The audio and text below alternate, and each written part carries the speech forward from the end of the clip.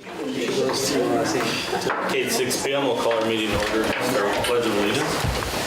I pledge allegiance to the flag of the United States of America and to the republic for which it stands, one nation, under God, indivisible, with liberty and justice for all. Can we have a roll call, please? Mrs. Heck? Here. Mrs. Lee? Here. Mrs. Rail? Here. Mrs. Medina? Here. Mr. Krings? Here. Mr. Bembo? Here. Mr. Davis? Here. Thank you, Maureen. We'll start with our student representatives report. Desiree, welcome back. Hi. So like I said, it's been super busy at Lincoln, and I'm sure every other school. But we had homecoming not that long ago, and that was very successful in the viewpoint of student council, at least.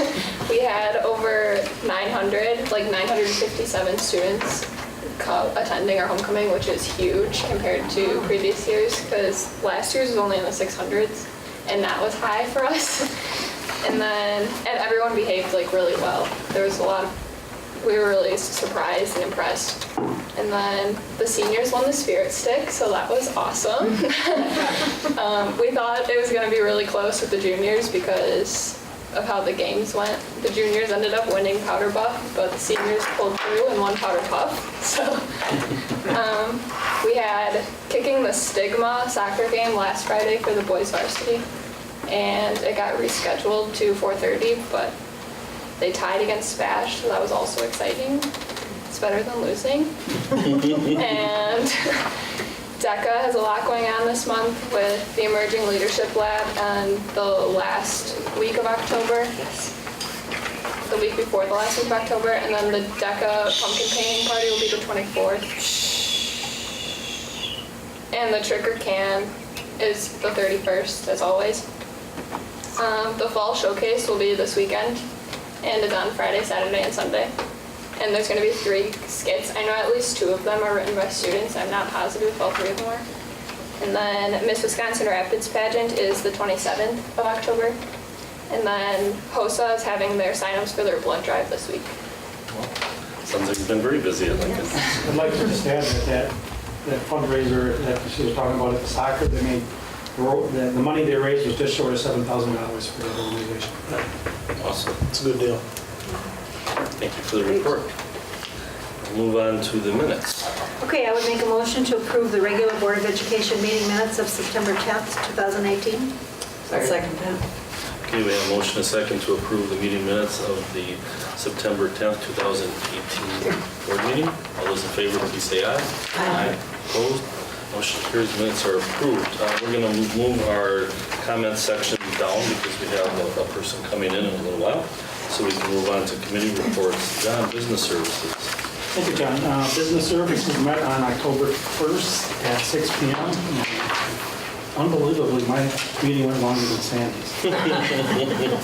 Out of our meeting, we had 7 consent agenda items. Does anybody want anything held up? All right, and then we'll just we'll do it. The first one is a 66.03.01 interdistrict agreement for our virtual program.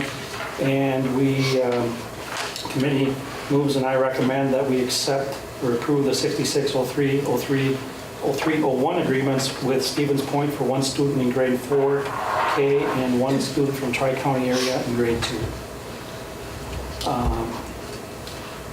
BS2 is a technology purchase for computers. As the district continues transitioning to the one-to-one learning environment, some of the immediate needs exist for replacement of the end-of-life Chromebooks that we have for the implementation of the academic and career planning program at Lincoln High School. Purchasing the Chromebooks for these areas at Lincoln High School will reduce the amount of Chromebooks that will be needed to be purchased next year and complete the one-to-one transition. So the committee moves and I recommend the purchase of 108 Chromebooks from our preferred vendor of PDS at a cost of $23,760, which will be funded from the current Lincoln High School technology budget, the Common School Fund budget, and the district career and technology education budgets. BS3 is another technology purchase for RAMs. As Phil was telling us with the RAMs program and the counting of students with bringing in the 8th graders over there, there were some shortages of classroom Chromebooks that have been identified for special education, math, and health. The level of need for Chromebooks in special education classrooms was not anticipated, and 2 math classrooms were missed in the initial count. So the committee moves and I recommend the purchase of 96 Chromebooks and 2 Chromebook carts for our preferred vendor, PDS, at a cost of $22,918, which will be funded from Wisconsin Rapids Area Middle School Technology Fund, District Technology Referendum, and Special Education 2018-19 budgets for approval. All right, BS4 is a change in our expense reports. Phil had brought forward that the cost of, in our current in-state was $150 and the out-of-state was $235. And there used to be a state rate of $70. I don't know how many years ago that is, but basically nobody has a state rate anymore at $70. So we struck that out of the guidelines, and then we also updated the expense for in-state to $180 and out-of-state to $265. So the committee recommends, and I move that we accept the new guidelines for expense reimbursement to the Board of Education. And BS5 is a change in policy for first reading. It's the use of electronic surveillance technology in public access areas of the school buildings and property and this mainly deals with our agreement with the Wisconsin Rapids Police Department and working with them as a partnership so they have access to look at our video feeds if there's something happening in one of our buildings so they can look at it live as opposed to having to come in the building or not being able to see it at all depending on where they're at. So the committee moves and I recommend that we approve the revisions to Board Policy 731.2, use of electronic surveillance technology in public areas of school buildings and property for first reading. BS6 is a rule to those same guidelines dealing with the same thing. So the committee moves and I recommend that the proposed revisions to Board Policy 347 rule, guidelines for the control and maintenance of student records for first reading be recommended for approval to the Board of Education. And then BS7 is our actual agreement that we have between the School District of Wisconsin Rapids and the Wisconsin Rapids Police Department. And the committee moves and I recommend the proposed revisions to the letter of agreement between the School District of Wisconsin Rapids and Wisconsin Rapids Police Department for approval. Second those motions. Okay, we have motion and second to approve BS1 through BS7. Can we have roll call, please, Marie? Mr. Bembo? Yes. Mrs. Lee? Yes. Mr. Davis? Yes. Mrs. Medina? Yes. Mr. Krings? Yes. Mrs. Hett? Yes. Mrs. Rayon? Yes. Okay, then the balance of our meeting was updates and reports. We had a purchases review for the police liaison officer, the sod and landscaping invoice for the update at the Washington Field Complex, and our Odyssey Wear student software for the virtual program. Then we also had a copy paper purchase, and surprisingly, we only had one bidder, and some of the other bidders that did not submit a bid said it's getting too competitive or too price competitive, so the other 4 vendors did not submit a bid. And then we had a attestation report from Hawkins Ash CPAs, and basically they're just verifying the information used by the state for the calculation of our general schooling. With that, I submit the balance of our meeting minutes for approval. Second. Okay, we have a motion and second to approve the meeting minutes of the Business Service Committee of October 1st, 2018. All those in favor, please say aye. Aye. Opposed? Motion carries. Those minutes are approved. Thank you, John. We'll move on to personnel. Sandy. Personnel Services met last Monday, and the meeting was called to order at 6 p.m. There was no public comment, and from that meeting, we have 5 consent agenda items, and they are as follows. 1, the committee recommends, and I move to approve the 9 support staff appointments. 2, the committee recommends, and I move to approve the 1 professional staff resignation. That was just a 2/10 FTE. She was in one school 1 day a week. Can we hold all 3, please? Excuse me? Will you hold all 3? Oh, sure. Four, the committee recommends and I move to approve Board Policy 760 Rule, Food Services Management Guidelines for second reading. Basically, this is saying that elementary schools can have up to 5 full-price meals may be charged, and middle school up to 3 full-price meals be charged, and that's the only change to that policy.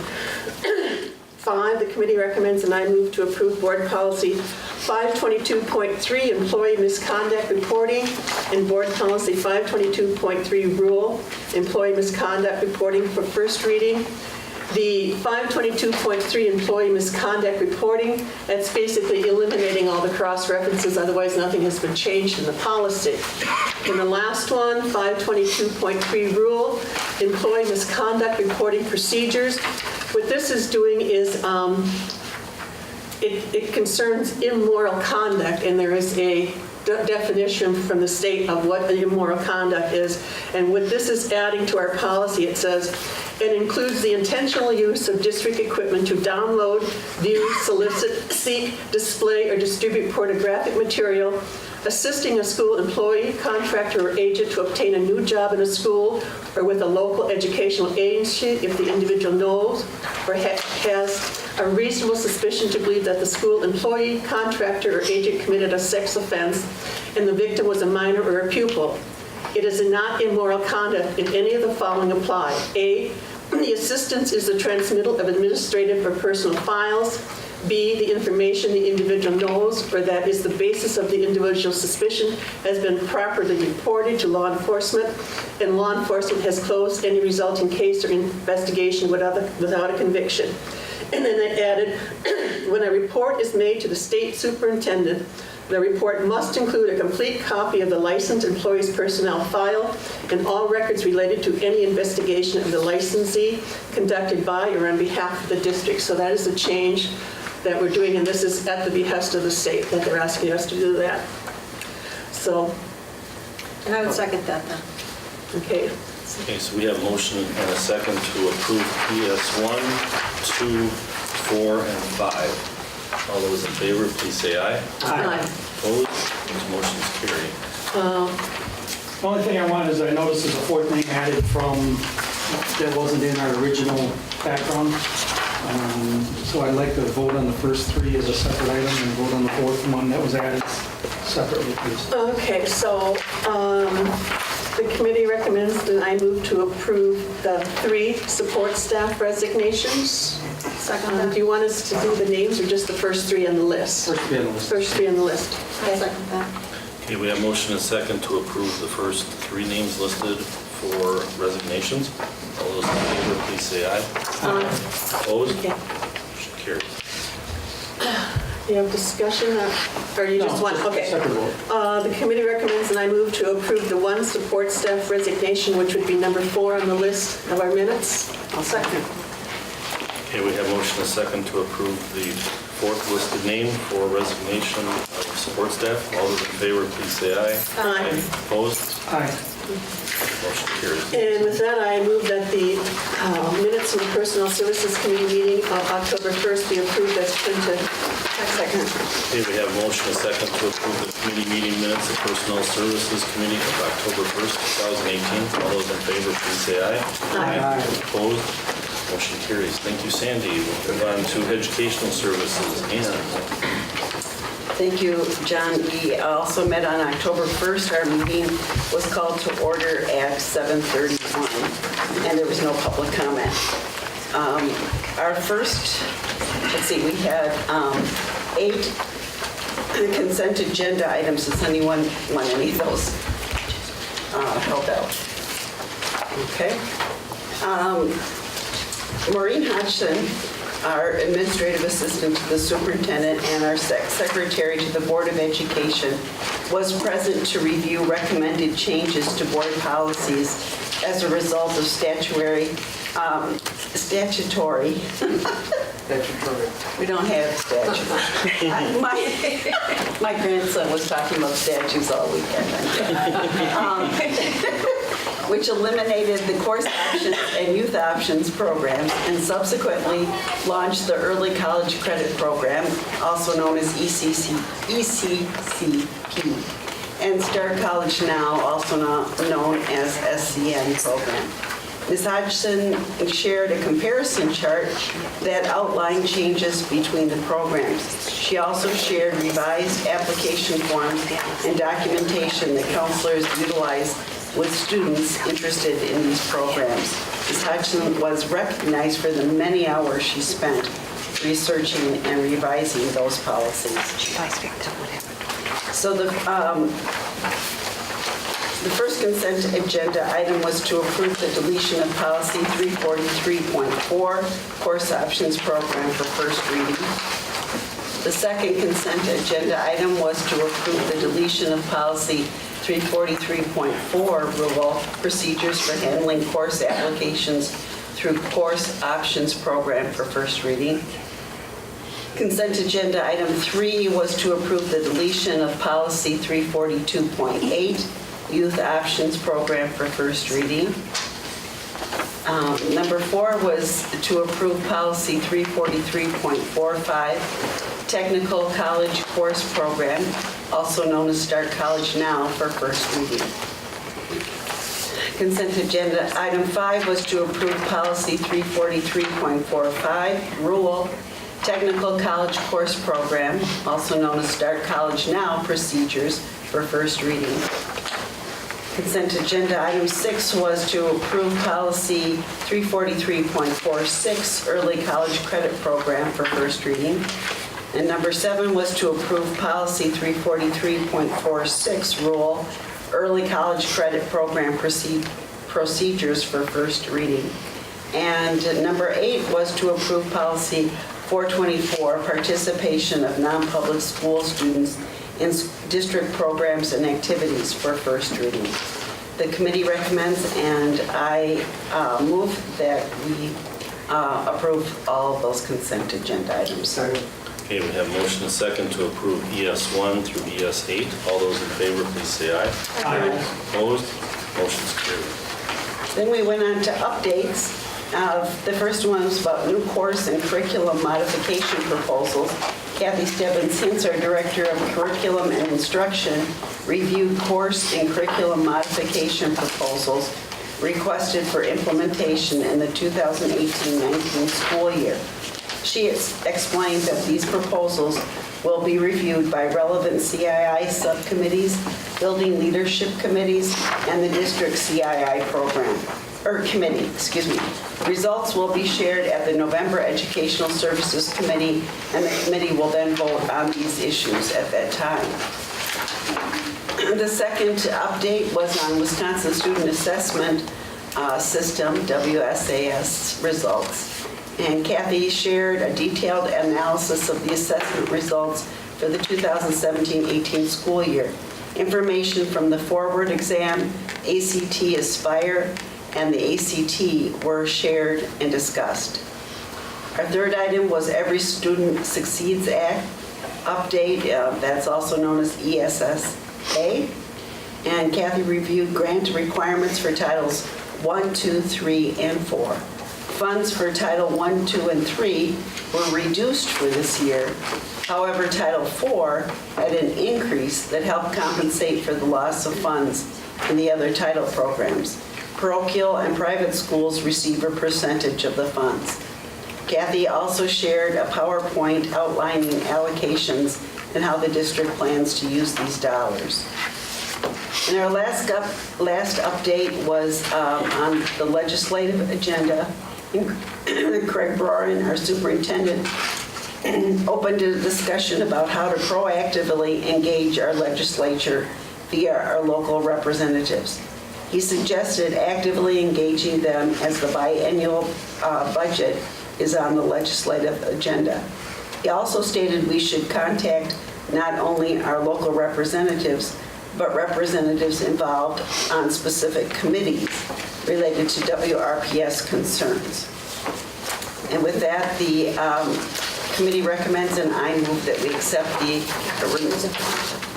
Oh, I'm sorry. No, that's okay. There is an error. I just noticed the meeting was called to order at 6:31. Well, that's I kept you for a very long time, and I Yes. apologize. I was thinking, yeah, I know. The motion can read with that change.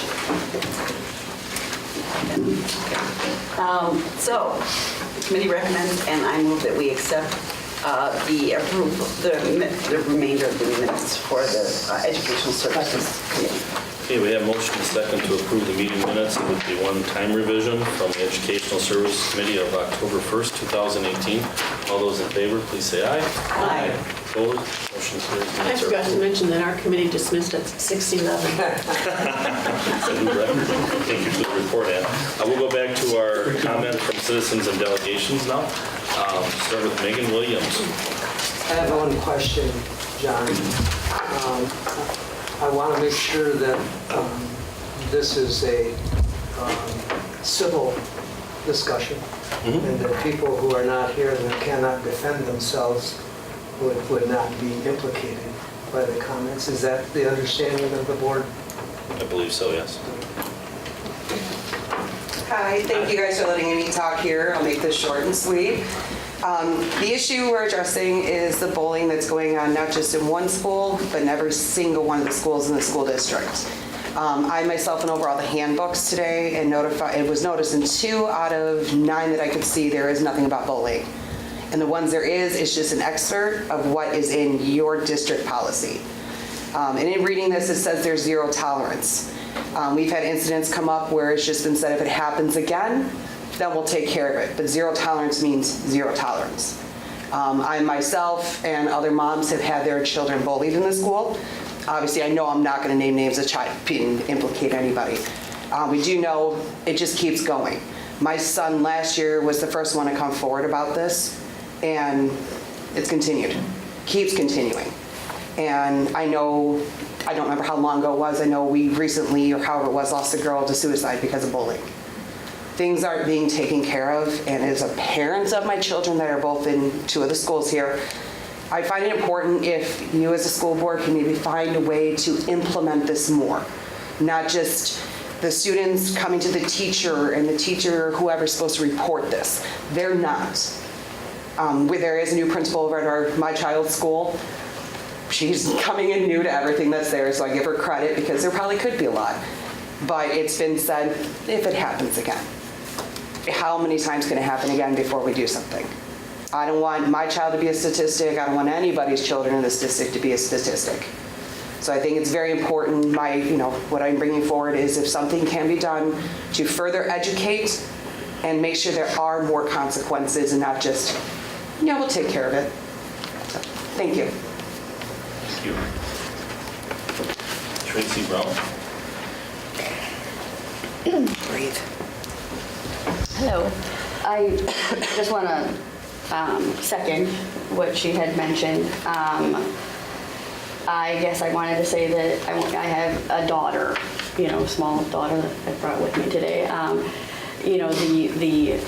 The abuse is, or I shouldn't say abuse, the bullying is not only verbal, but it's also physical.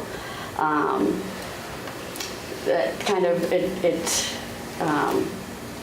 every day that I go to work, when I come back home, my first question is how was today? And I have to ask, did you have an interaction, that was uncomfortable? And most days she's got something that comes up. And I know that she's told me I don't report it because nothing gets done about it. I guess I don't think that, I don't want my child to feel like she has to be quiet and keep it to herself and not report it. So I have spoke and I have brought up, she's already had an incident this year where I had to go to the school and report on her behalf. I mean, and even then she said, I think she was fearful of what repercussions she was going to have in school.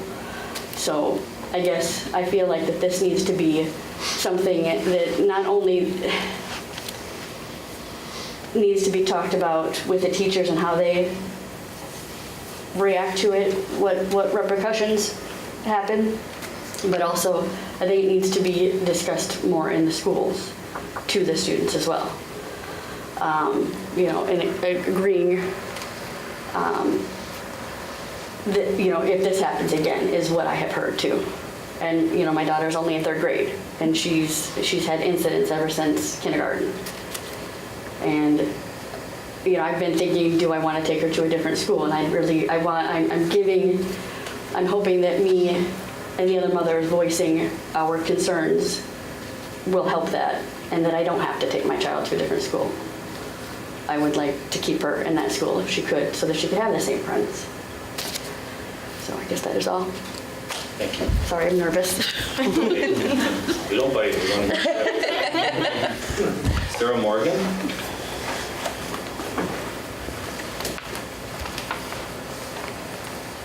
Well, luckily, I'm the 3rd one to speak, so it'll be a lot of repetitive. About 2 weeks ago, my daughter was handcuffed to a bench at recess, and the child actually ripped her glasses off her face and smashed them. When the principal called me, she said, when I asked her what had happened, she had said, well, don't worry, I called his parents. I asked her, why is that even acceptable, just to call his parents? He has no consequences. My daughter had to face him the very next day on the playground. She should not have to go to school in fear. She sees this child every day. This is the same child who passed a note around school calling her a slut. Nothing gets done. Again, the book says no tolerance. The principal said, well, if it happens again, then we'll look at something a little more serious. I don't understand why, if it happens again, it keeps happening and nothing gets done about it. There's really in the book, there's really nothing that lays out what the consequences will be. It's kind of just, she had told me that she would think about what the next step will be. I think there should be something more set in stone. There should be a little more no leeway. So I'm just hoping that you guys can look at the policy and maybe fix it, because it's broken and it's not getting any better. Thank you. Thank you for stepping forward, and I guess I would ask, please encourage your children to talk to their teachers. The time to stop it is when it happens. Unfortunately, after the fact is really hard to find out, if there were other children there that maybe witnessed that you could talk to. The sooner the teacher knows about it, the better. It's hard when it was brought up to the teacher last year. My son, he was the only child to come forward about this. And the only reason why is because I took him straight in. He said nothing was happening, it's why he doesn't do anything. I stormed him right in because a kid used the N-word against him. And I'm sorry, that shouldn't be used by any human in the world. But I took him up, we did all that, and at the same time, I got to see who the child was. I was just kind of a little surprised because I'm thinking this horrible beast, which everybody would assume. Definitely not. I mean, he looks like a very innocent kid. And it's the saddest part because if something isn't being done at home, the school has to help. And my son is he's been afraid. The kid threatened to kill him. He was scared to come forward. And they actually told him, very good, thank you for coming forward, telling us. But it continues this year, not just my child, now you're hearing another child. So we do encourage, definitely. The teacher then needs to take it to the principal, and if you're not getting satisfaction there, please contact our superintendent. And as we discussed. Yes, definitely. The question I have for you is, since we talked, has there been additional issues? My son won't tell me. Because I think his biggest thing is I stored him in.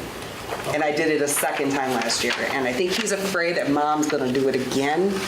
And he's more afraid this child's going to see him doing this. That's his fear. Right. He said the bullying that's been going on is not just this one child, but now he has backup.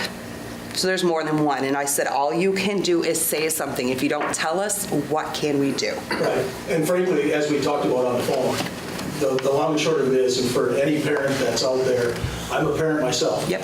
And the long and short of it is, if you don't get traction from the teacher, you talk to the principal. If you don't get traction from the principal, you talk to me. If things don't change and you're talking to me, then absolutely, I want you to come back here and have the same conversation. Because I can tell you, can we stop it across the board? No, it's not possible. Can we address it more proactively? Absolutely. And can we have stepped up and more, increased consequences for kids that exhibit an inability to stop this sort of thing? Absolutely. So we do have, at our disposal a plethora of options. But nonetheless, and putting it on the kids, I know is a difficult circumstance. Again, I've had similar conversations with my own children. And even if they can't say anything at that time, they come home, the first person they tell is you, then your next phone call or email is to the principal. And if nothing happens, if that's the perception, then I need to know about it. Sounds good. Because I can guarantee you we will move forward, we'll make sure that these things don't happen. Part of the issue too is you have to take care of it after the fact. Yes. You know what I'm saying? And that's a tough spot to be in. And I've sent my kids to school when they don't want to go as well as a parent. And that's not, I don't envy anybody in that position. And I'd like to tell you too that it's not going to happen in any of our schools ever. But I guess, that wouldn't be reality. Working towards that? Absolutely. Absolutely working towards that. But bringing it forward, and I don't care if you email me or call me every day with questions. That crazy on it. But for perspective. Right. Because we don't want any kid not wanting to come to school. Sounds good. Long and short of it. And we would ask if you have specific ideas, please pass them along to teacher, principal, superintendent, email the school board. We want to have a bullying-free district. We really do. Everything we try to do is to get to that point. Unfortunately, we have a lot of kids in this district, and there's a lot of things that we're not aware of what children are going through in their life. And they bring those issues into the schoolhouse, so it then becomes everybody's issue. And, some of it they can control. I think some things are outside of their control, so. I just had a question. Is there any way to find out how the little girl got handcuffed on a bench at the school and no one saw it? There was an adult to be found to see her sitting there with her glasses being smashed. There's only 2 benches at that school. I was told that a teacher approached actually as her glasses were being Okay. bent in half. But what led up to that, I have no idea. And frankly, on recess, that's one of the things that Mom and I talked about. Okay. On recess, there's supervision without question, but if you've been to school, you can remember what it's like. It's not necessarily 100% supervision 100% of the time. So those are times that when we identify that those are potentially issues and we know that certain kids, who to keep an extra eye on, that we ensure that we have certain staff members that are watching that kid almost all the time when you're on recess. Okay. And speaking with the principal, I do believe that there was adequate personnel or supervision coverage on the playground at the time. Nonetheless, it happened. Yeah. So the argument could be, no, there wasn't. And I get that. I totally can buy into that. But we also have to balance what's reasonable and so forth. Doesn't change what happened to your granddaughter. So I'm not qualified, or I'm sorry. It's okay. Doesn't change what happened. But the long and short of it is, we did have staff that intervened in that particular case almost immediately. And so it doesn't change that it happened, but it does kind of change the timeline.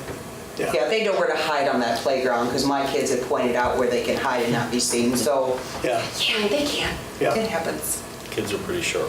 Yeah, more wittier than we are. Things happen fast, and you don't. Well, and thank you for bringing it forward. I know it's uncomfortable to stand in front of a group and Oh, I'm cool with it. Just make sure I get my point out without sounding horrible.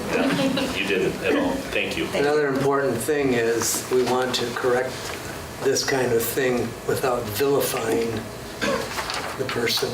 Yes. Because he or she is another student, but we want to bring along to realize this is. We wanted to be able to pull out if there's other students, not just one. Like I said, it's across the board throughout all schools. We know what's going on, but you don't know it unless they tell you. So.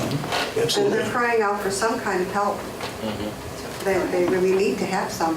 You bet. Sounds good. Okay, thank you. Thank you.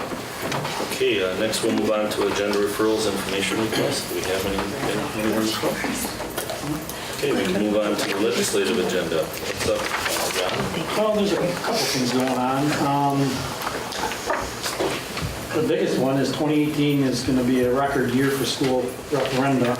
On the November 6th ballot, there are 82 referenda questions from 61 school districts. So I've got a printout here. I'm going to give it to Maureen so that she can put it in for next week's or the next month's packet. 44 of the ballot requests have issuance of debt. If all were approved, those requests could provide $1.25 billion for improvements to school facilities. The requests come on top of a $515.8 million in debt issuance approval for voters via local school district referendums. The remaining 38 on the November ballot are operating purposes. Of 24 seek for approval for non-recurring revenue limit exemptions, and that would add up to $157 million, while 14 are asking for recurring exemptions, totaling $26.1 million. Cross Plains is the biggest one with $139 million on the ballot. Locally, Stevens Point has $76 million. Wisconsin Dells has $34 million. And that is the two within our local district. Most of them are down south, Madison area, Milwaukee area, and down in those areas. The next thing, John, are they mostly for school construction. Debt limit, or is it mixed? 44 of them are for school construction and maintenance. Some of these districts, I'm sure, didn't get under the using the Energy efficiency law, and they missed out on that, so now they have to go out and do this through a referendum. There is a study committee on the Common School Fund to meet on October 11th, dealing with the investment of use in school trust funds. Then the Legislative Fiscal Bureau finds that last year's property taxes median home value is $27 higher than originally estimated. The original estimate was a decrease of $3. So the median value of a home rose from $28.52 in 2016 to $28.76 in 2017. And that would be the tax roll value. Then a couple other things here is that there is going to be a special session scheduled on November 12th, which was originally to address the Kimberly-Clark tax incentive package. I believe that's just to keep Kimberly-Clark in the state. And Craig added a note here when he sent it to me that he wasn't aware that there'd be a possibility where they might throw in some other bills. So we're going to have to keep an eye on that because we know how that sometimes works. Then there's I don't know, it seems to be a bit confusing bill that's been drafted. It has not been turned in yet, but it's been written. And I cannot find an author specifically on it. LRB-0339, which seeks to prohibit districts from prohibiting religious expression in public schools for both students and staff. So we don't know where it's going to go. It's the first draft and has not been introduced at all. And maybe that's why they don't have authors on it yet, because it hasn't been introduced. I don't know. But that is going to be up there. And then there are pushes basically from us, and it's a possibility of us drafting a resolution to support the increasing reimbursement for special education from its current level of roughly 26% to a total of 90%, back to what it used to be, 90% over time. That would be an approach that we might want to look at, because we have to transfer dollars from our Fund 10 to Fund 27 every year to cover the special education needs. And that, I didn't check if I didn't see anything else current other than that right now. Okay, thank you for the report, and I would remind those people that might be watching this that there's an election coming up in November before our next meeting, and to get educated and vote. Voting matters. Elections have consequences, as we've found out. So we'll next move on to our bills. Okay, I would make a motion that the receipts be noted and the bills be paid as printed. Second. Do we have a motion and a second that the receipts be noted and bills paid as printed? All those, I'm sorry, we have roll call, please, Marie? Mrs. Medina? Yes. Mr. Krings? Yes. Mrs. Rayle? Yes. Mr. Davis? Yes. Mrs. Hett? Yes. Mrs. Lee? Yes. Mr. Bembo? Yes. Thank you, Marie. Can I ask, I noticed, do we still have buildings that have hail damage that has to be repaired? Or are we all caught up? We have some yet at Lincoln, but other than that, we're caught up. Okay. We still have some roofs out there under warranty. We had some laning. Some of the granules on the top wore off earlier than they should, so we still have 4 roofs to do there in the next 2 years. So. But they're covering that under warranty. Yep, that's covered under warranty, 100%. So it's pretty awesome. We had 1 year left on the warranty, so we have good roof systems. I mean, they stood behind their products. Yeah, I was really impressed. And then I have another question. Do we have any money left from the referendum technology budget? I see we still use some of that. Technology, we do. Wow. Yep. Yeah, we We're were just, stretching that out. Holy cow. Good job. 2006 when that referendum. Yeah, That's phenomenal. amazing. Okay, next we can move into new business. Looks like we have a couple of appointments. Take it away, Brian.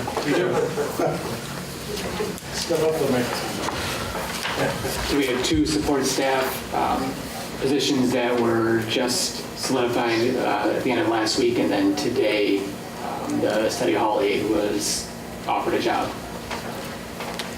I'd make a motion to approve the two staff appointments as presented this evening. Second. Do we have a motion and a second to approve the two staff appointments as listed? All those in favor, please say aye. Aye. Opposed? Motion carried. Okay, looking at the calendar, looks like our next committee meeting is on November 5th. So, and then we go on 7th is this salary bargaining committee meeting on Wednesday, the 7th. And then the 12th is our next regular Board of Education meeting. So, with that, we're adjourned. Thank you, everyone.